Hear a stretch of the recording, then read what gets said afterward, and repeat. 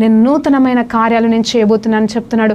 హల్లెలూయా. Noah కాలంలో మరి ప్రళయం వచ్చిందండి. హల్లెలూయా. నోవా కాలంలో కూడా ప్రళయం వచ్చింది. కానీ దేవుడిచ్చిన వాగ్దానం ప్రకారంగా పడవ కొట్టకపోలేదా అండి? పడవైతే కొట్టకపోయింది నిజం చెప్పాలంటే.